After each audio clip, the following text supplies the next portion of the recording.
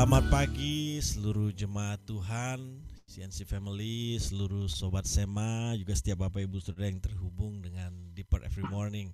Pagi hari ini kita bersyukur Tuhan memberikan kita kekuatan, kesehatan, berkat sukacita yang berlimpah, dan kita juga boleh disatukan Bapak Ibu dalam persekutuan yang indah Deeper Every Morning. Pagi hari ini kita akan menerima renungan dari hambanya Ibu Rita Wahyu. Terima kasih Ibu untuk waktunya. Kami persilahkan, Tuhan Yesus mengasihi kita semua. Terima kasih Pastor Winter. Kita akan berdoa. Bapak, terima kasih untuk pagi yang indah. Kami boleh menyapa Engkau dan kami bersama-sama dengan anak-anak-Mu di sini Tuhan, bersekutu bersama-sama untuk memuji dan memuliakan nama-Mu dan mendengarkan firman-Mu. Berfirmanlah Bapa. Beshem ha'af ben Veru HaKodesh Ha-Elohim Echad. Di dalam nama Bapa dan Putra dan Roh Kudus, Allah yang Esa. Amin. Shalom, selamat pagi. Renungan kita pagi ini, biarlah aku memandang Allah. Dan ayat pertama yang kita baca, Mazmur 17 ayat 15. Tetapi aku dalam kebenaran, biarlah aku memandang wajah-Mu. Dan pada waktu aku bangun, biarlah aku menjadi puas dengan rupa-Mu. Nah, kata Ibrani untuk wajah atau muka itu panim, disebutkan dalam bentuk jamak. Wajah kita, kepala kita cuma satu, tetapi kenapa bahasa Ibrani itu memberikan bentuk jamak untuk wajah? Karena bagian termulia dari tubuh kita adalah wajah kita. Jadi kalau kita memandang wajah Allah, memandang kemuliaan Allah. Nah, jadi kemuliaan Allah itulah yang sekarang kita pandang bersama-sama dalam Deeper Every Morning pagi ini. Kita memandang wajah Allah, biarlah aku menjadi puas dengan rupa-Mu. Lawan kata dari memandang Allah adalah berpaling dari Allah. Kapan itu pernah terjadi? Ada contohnya dalam Alkitab kita dalam Kejadian 4 ayat 16. Lalu Kain pergi dari hadapan Tuhan dan ia menetap di tanah Nod di sebelah timur Eden. Vayetse Kain milifnei Adonai, vayeshev be'eretz Nod, Kitmat Eden. Jadi Kain di sini memalingkan mukanya dari Allah. Vayetse Kain milifnei Adonai. Apa hasilnya dari orang-orang yang memalingkan mukanya dari Tuhan? Nah, Alkitab menyatakan bahwa garis keturunan Kain itu berakhir pada waktu air bah pada zaman Nuh. Jadi itu adalah hasil ketika Kain lebih memilih untuk memalingkan muka dari Allah. Ketika dia memalingkan muka dari Allah, Kain yang jahat itu, dia pun juga menurunkan keturunan yang jahat. Misalnya Lamek, putranya. Dan ini dikontraskan dengan Set yang Tuhan berikan kepada Adam sebagai kompensasi dari kematian Habel.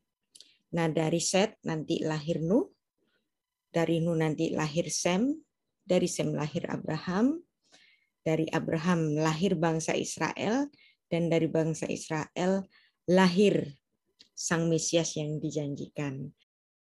Dari sini ada satu tatanan di Alkitab kita bahwa memandang wajah Allah adalah berkat.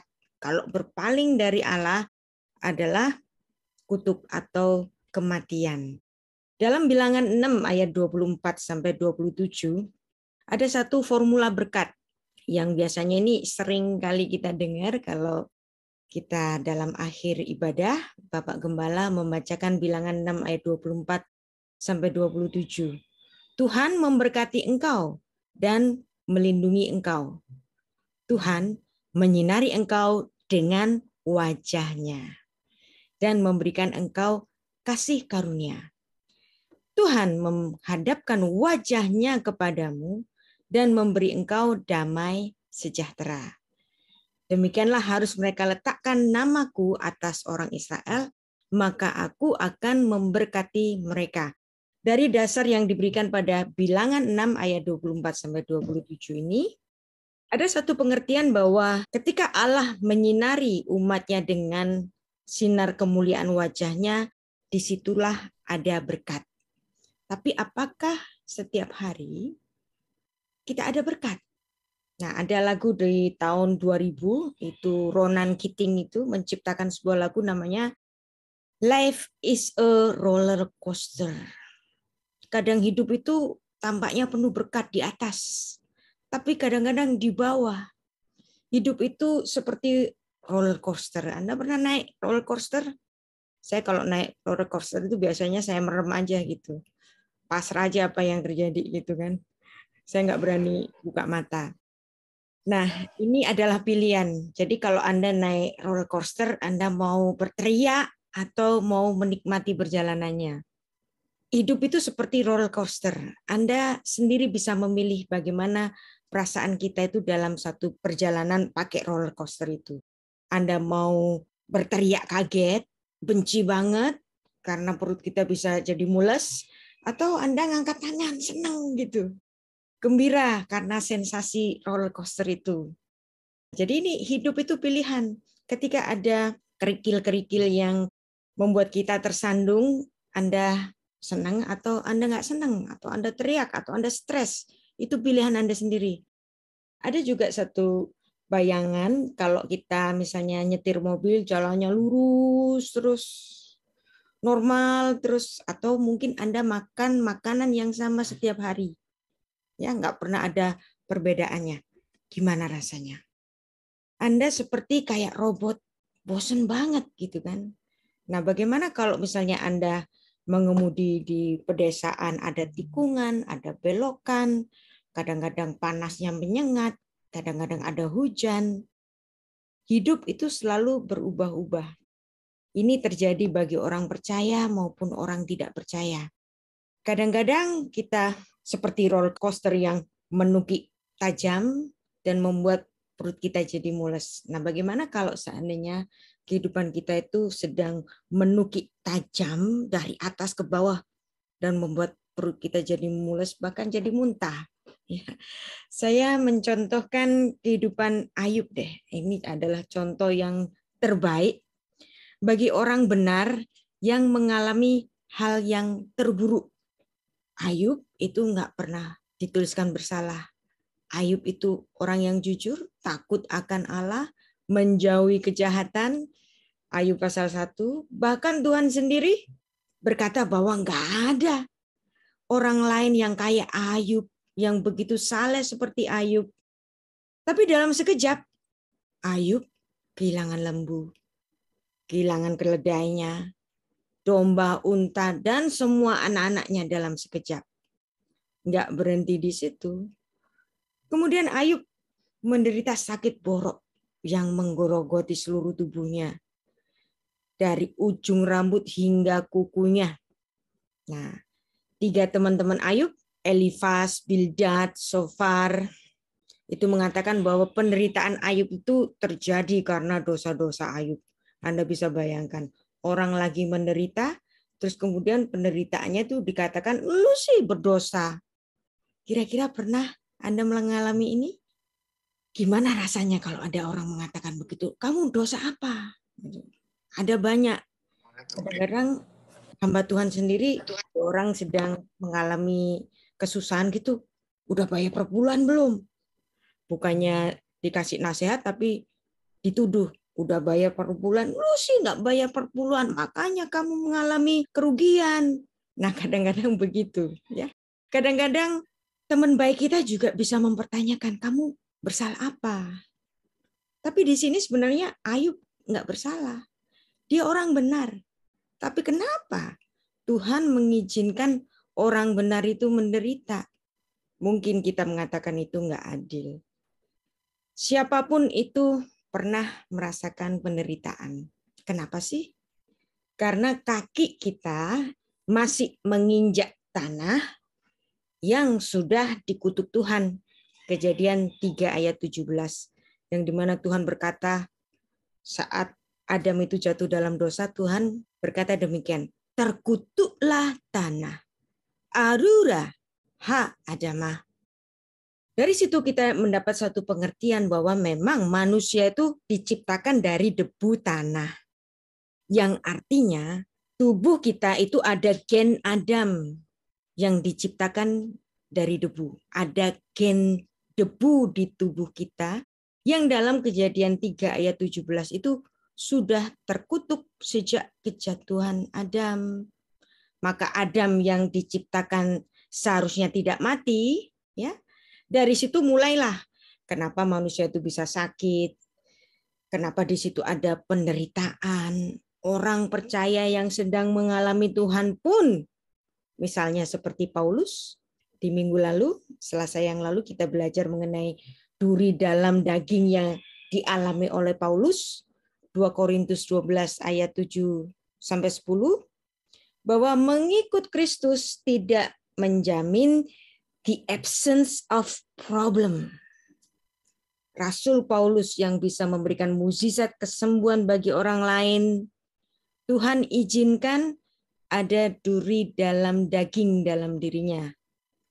Dan Paulus mengatakan bahwa ini terjadi supaya aku jangan meninggikan diri. Unsur debu yang sudah terkutuk ini menjadi penyebab adanya penderitaan-penderitaan dan ketidakberuntungan. Ada penyakit dan pada akhirnya manusia semuanya mati. Nah, Pengkhotbah 12 ayat 7 mengatakan demikian. Debu kembali menjadi tanah seperti semula dan roh kembali kepada Allah yang mengaruniakannya. Jadi unsur debu kita ini memang pada akhirnya akan mati, bahkan harus mengalami penderitaan. Tetapi ada satu unsur yang dari diri kita yang pasti diselamatkan Allah, yaitu unsur roh kita yang nanti akan masuk ke langit baru dan bumi yang baru. Jadi mungkin Anda pernah mengalami masa-masa sukar. Rasanya semua orang itu kayak musuhin kita deh. Bahkan Anda pun merasa Tuhan itu diam, silence, nggak mendukung kita. Sama seperti yang dialami oleh Ayub ini. Ia merasa ditekan, dihina, bahkan disiksa dengan perkataan-perkataan dari sahabat-sahabatnya sendiri. Ayub 19 ayat 3 menuliskan seperti ini, keluhan dari Ayub. Berapa lama lagi kamu menyakitkan hatiku dan meremukkan aku dengan perkataan? Sekarang telah 10 kali kalian menghina aku. Kalian tidak malu menyiksa aku. Jadi Ayub ini memandang para sahabatnya itu tidak menunjukkan perhatian atau dukungan. Tetapi sebaliknya mereka menghakimi Ayub. Sehingga ia mengeluh dalam ayat 21. Ayub mengatakan demikian. Kasihanilah aku. Kasihanilah aku. Hai sahabat-sahabatku. Karena tangan Allah telah menimpa aku. Ayat 22. Mengapa kalian mengejar aku? Seakan-akan Allah dan tidak menjadi kenyang makan dagingku. Ayub menyatakan bahwa penderitaannya itu tidak berkaitan dengan dosanya, melainkan disebabkan karena kedaulatan Allah atas dirinya.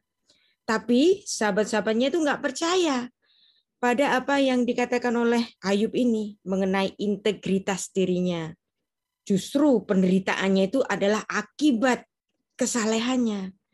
Tapi apa yang terjadi? Ayub dijauhi oleh sahabat-sahabatnya. Ayub diasingkan oleh budak-budaknya sendiri. Bahkan oleh istrinya sendiri. Istrinya mengatakan, kutukilah Allahmu. Sampai sedemikian. Jadi di sini Ayub kehilangan semuanya itu. Ayub nggak hanya kehilangan harta benda, dia juga kehilangan anak-anak, bahkan kehilangan juga kesehatannya, ia kehilangan teman, ia kehilangan respek, yang menyatakan bahwa penyakit yang dideritanya adalah akibat kutuk gara-gara dia berdosa. Pertolongan yang bagaimana sih yang diharapkan oleh orang yang sedang menderita? Nah, banyak orang mengharapkan Allah akan datang dengan mukjizatnya, membukakan jalan secara instan, secara mukjizat. Tapi jawaban Allah itu nggak selalu seperti yang kita inginkan. Sesuatu yang luar biasa yang dialami oleh Ayub dalam imannya itu, walaupun dia menderita sampai kehilangan segalanya, ia nggak kehilangan fokus matanya, tetap tertuju kepada Allah. Meskipun pernah Ayub itu menuduh Allah bahwa Allah bertindak tidak adil pada dirinya. Tetapi kemudian Ayub menyadari kesalahannya. Ayub meyakini bahwa Allah akan datang membela dia. Kita baca ya ayatnya. Ayub 19 ayat 25 sampai 26. Tetapi aku tahu penebusku hidup. Akhirnya ia akan bangkit di atas debu. Juga sesudah kulitku, tubuhku sangat rusak. Tanpa dagingku pun aku akan melihat Allah. Jadi dalam 2 ayat ini seakan-akan Ayub itu berkata, oleh karena engkau yang mengizinkan aku menderita, maka engkau pasti akan memulihkan aku. Dan ketika Ayub menyadari semuanya ini, terjadilah semuanya yang diharapkan oleh Ayub. Pada akhirnya Allah memberikan satu akhir hidup yang indah, yang manis kepadanya, pemulihan yang bahkan lebih baik daripada keadaan Ayub sebelumnya. Kisah Ayub yang menyertakan bahwa dia selalu ada di dalam imannya itu menjadi teladan bagi kita. Kadang-kadang orang yang nggak bersalah pun diizinkan oleh Tuhan untuk mengalami penderitaan. Kadang-kadang ada orang yang begitu rajin bekerja, tapi orang yang demikian nggak selalu menjamin keberhasilannya. Ada murid-murid yang lagi sekolah belajar mati-matian, tapi kadang-kadang diizinkan untuk nggak lulus. Nah, itulah misteri hidup. Tapi bagi kita orang percaya, ya kita memiliki 3 tips yang dituliskan dalam 1 Korintus 13 ayat 13 bahwa ketika kita menjalani hidup, kita harus beriman dan berpengharapan dan selalu hidup dalam kasih. Iman, pengharapan, dan kasih menjadi tips hidup kita. Kita ulangi lagi apa yang dikatakan oleh Ayub tadi. Tetapi aku tahu penebusku hidup dan akhirnya ia akan bangkit di atas debu. Juga sesudah kulit tubuhku yang sangat rusak, tanpa dagingku pun aku melihat Allah. Nah, Ayub 19 ayat 25 dan 26 ini sekaligus dipandang sebagai satu nubuat mesianik bahwa sang penebus itu pada saatnya akan tiba.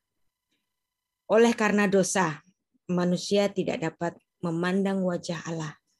Dituliskan dalam Keluaran 32 ayat 20, yang dimana tidak ada orang melihat Allah dan dia dapat hidup.